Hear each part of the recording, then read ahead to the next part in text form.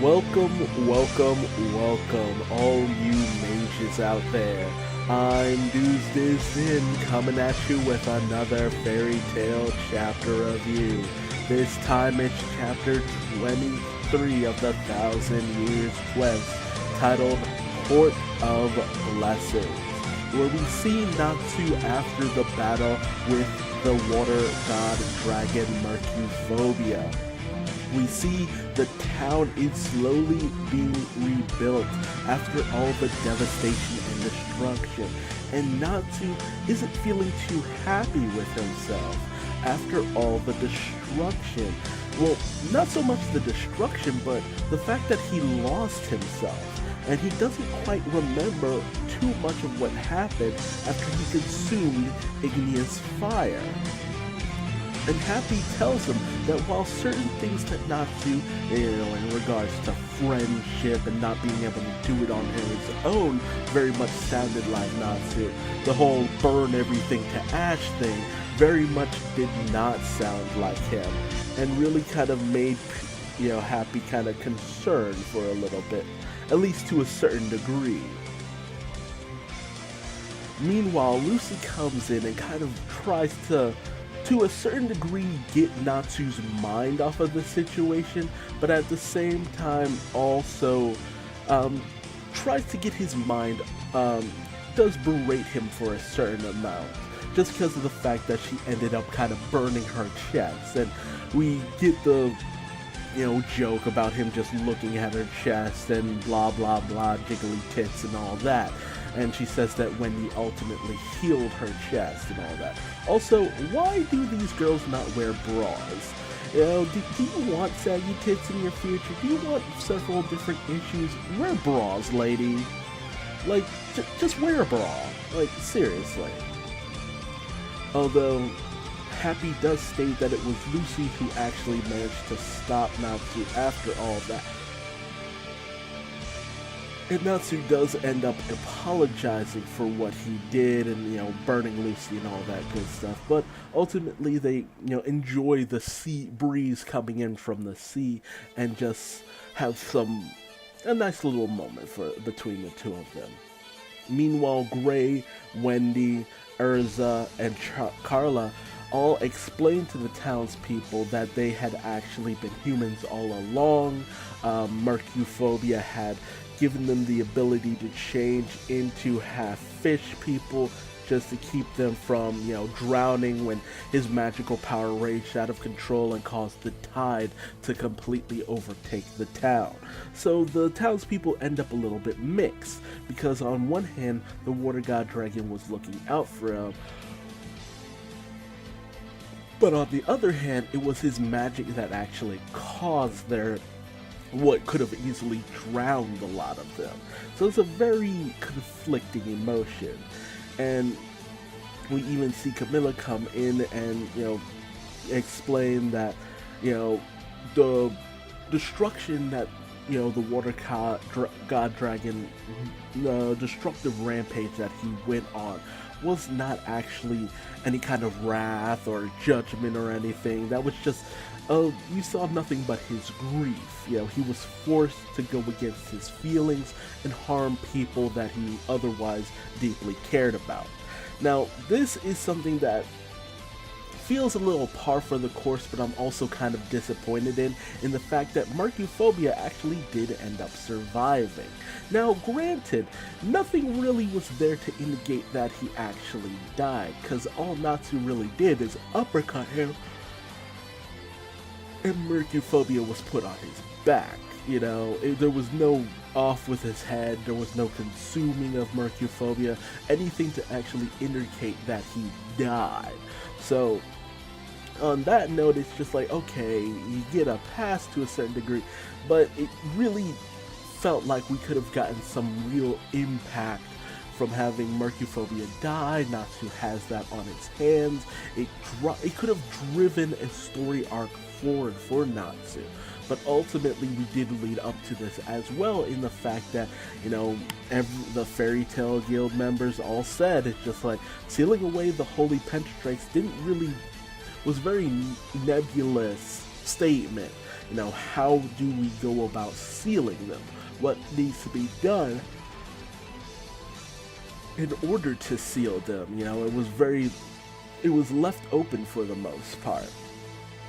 So the townspeople celebrate the fact that Mercuphobia survived, but, Gray and Wendy are just like, oh wow, he survived after all of that? That's he really is some kind of monster. But Mercuphobia says that he might as well technically be dead. The water god dragon power inside of him is no more, and he will live out the rest of his days as a normal human from here on out. Which, to a certain degree, is fine with him. It's just like, he's lived several hundred years,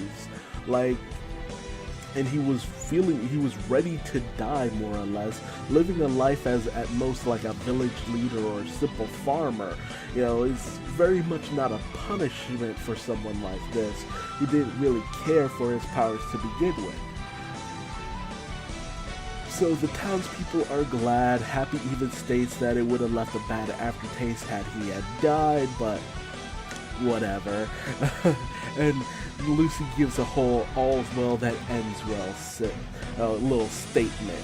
And back at the Magia Guild, we see the old wizard state that with the sealing of Mercuphobia, one of the holy pentadrakes is no longer there, and he feels that the Fairy Tale Guild might very well be able to complete the 100 Years quest.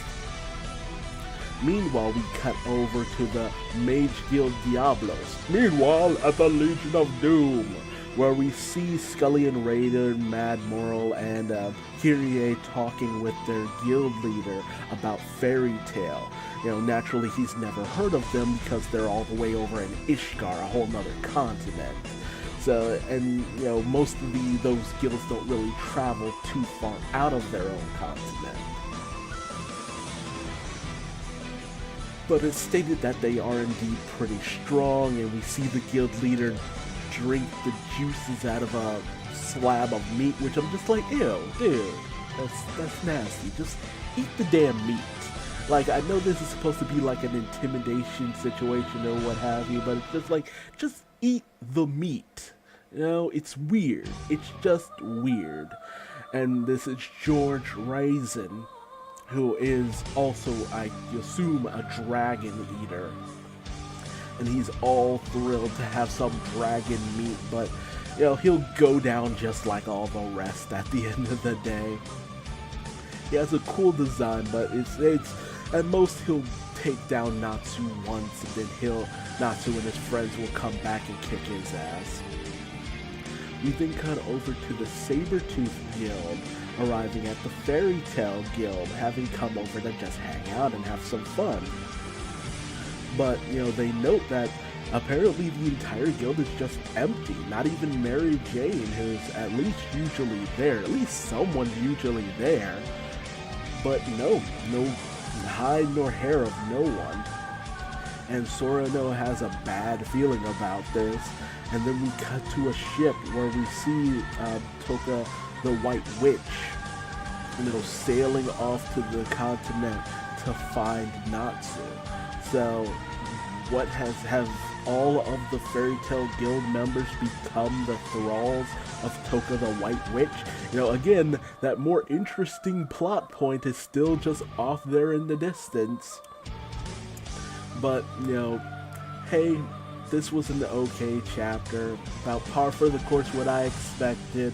No real surprises to a certain degree, really. Not really, except for the whole situation with Toka and what she might be up to with the Fairy Tale Guild all missing. Not to mention the fact that she can apparently control and drive people mad with her own magical power by boosting it out of control. That's a very interesting plot point that I hope to see, brought up. But otherwise, nothing else really interesting to me. I figured that the Water God Dragon would live because they were so determined not to have him die. And I feel that Natsu ultimately would have been a lot more broken up had he killed Mercuphobia by accident. But no, he didn't. Mercuphobia lives, down people live, Natsu seems to have been completely healed despite the fact that his skin was, burned completely off by Ignea's flame. So it's just like, okay, whatever. I had assumed that at least he'd have the scars to remind him the flames would have been so hot that he was unable to have his hands completely cured, and he'd have to struggle with that or something. Something to really just make this whole situation feel of consequence and of note, but that's just me getting my hopes up yet again. Always these interesting things that you could be doing, but you never do. But that's enough griping from me. Tell me your thoughts in the comment section below. How did you feel about the defeat of Mercophobia, the fact that he lived? How did you feel about the fact that everyone just got healed and we called it a day? And do you feel that the other Holy Pentadrakes, it's not that Mercophobia was a pushover, but it's just like they needed an assist from Ignea to actually be able to take him down. So how are they going to actually manage to take down the other Holy Pentadrakes? And, will Toka have an influence over them as well? It raises a lot of questions on how they're going to do this when they needed help to, get the job done to begin with. But, again, tell me your thoughts in the comment section below. If you liked this video, feel free to leave me a like. If you felt I was being too negative, feel free to give me a dislike. And, tell me what I did wrong in the comment section below so I might better myself for future videos. And hey, how about leaving me a subscribe and hitting that bell icon to be notified for the next video that I bring out in regards to Fairy Tail, the 100 Years Quest. And if you want to find me on social media, just Google Duuz-Diz-Din. I am everywhere. And until the next video, stay magical.